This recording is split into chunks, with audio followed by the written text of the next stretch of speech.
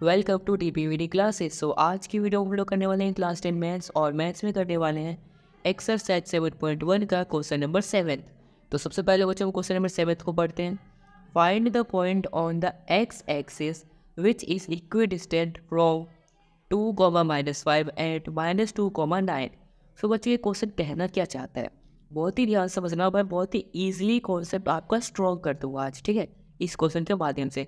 फिर आपका कभी भी एक्स एक्सिस से इक्वी डिस्टेंस हो या वाई एक्सिस से इक्वी डिस्टेंट हो, आपका क्वेश्चन गलत हो ही नहीं सकता। देखो सबसे पहले समझो कि एक्स एक्सिस से इक्वी डिस्टेंस कहने का क्या मतलब है। देखो इसका मतलब ही जैसे देखो आपने ग्राफ देखा होगा ना, इस तरीके से ग्राफ होता है, ये हमारा एक्स एक्सिस होता है, ये वाई एक्सिस होता है, ठीक है।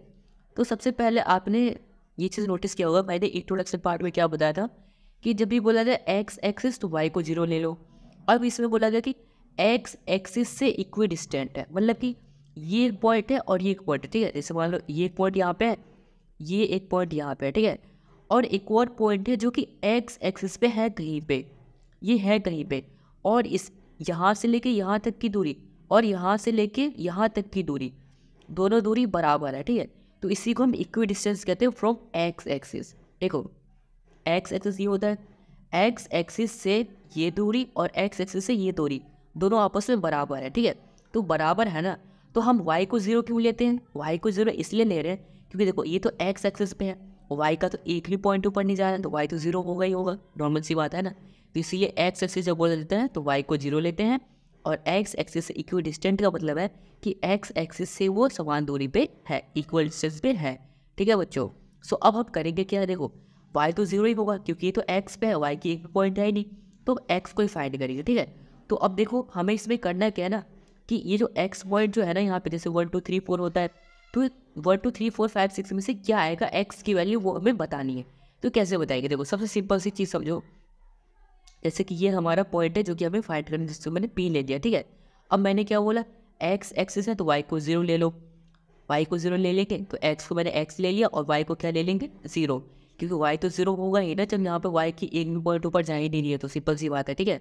अब ये जो पहला पॉइंट है इसका नाम मैंने a ले लिया, ठीक है, और ये हमें क्या गिवन है 2, -5, और मैं दूसरा पॉइंट इधर लिया जो कि गिवन है, जिसको मैंने b ले लिया, ठीक है, और ये जो कि हमारा -2, 9, ठीक है।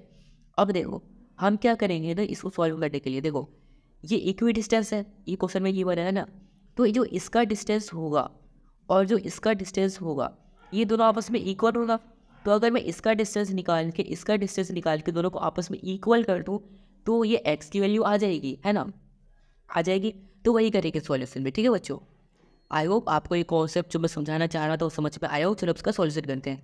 सबसे पहले आप क्या करेंगे कि इन दोनों को आपस में इक्वल कर देंगे, बट उससे पहले मैं यहाँ पे क्या लिख लेता हूँ, लेट पी को हमने क्या लिया x, 0 जो कि इक्वी डिस्टेंस है, ठीक है, इक्वी डिस्टेंट फ्रॉम, जो कि इक्वी डिस्टेंस है from A point and B point, जो कि ए पॉइंट और बी पॉइंट से क्या है बच्चों, इक्वी डिस्टेंट है। अब देखो हम क्या करेंगे बच्चों, यहाँ पे पी ए और पी बी इन दोनों को इक्वल कर देंगे।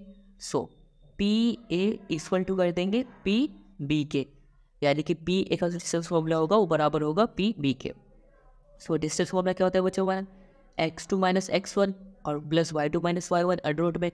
सो यहाँ पर देखो पी बी लिया, यानी कि हमारा x2 इधर वाला है, सो x2 - x1 यानी 2 - x, सो 2 - x का होल स्क्वायर, फिर प्लस y2 - y1, y2 क्या है बच्चों, -5 है, क्योंकि हमने पी ए लिया है ना, तो दूसरा वाला जो होता है वो x2 होता है और y2 होता है। सो यहाँ पर y2 - y1 या -5 -0, सो -5 -0 को कर देंगे होल स्क्वायर, बराबर में पी बी में भी सेम इस तरह के अंडर रूट लगाएंगे। यहाँ पर भी x2 - x1 करेंगे, x2 क्या है -2 -x, सो -2 - x का होल स्क्वायर, फिर प्लस y2 - y1 क्या है 0 और y2 क्या है, सो 9 - 0, सो 9 - 0 का होल स्क्वायर, ठीक है बच्चों। अब इसके बाद देखो अंडर रूट से अंडर रूट कैंसिल हो गया।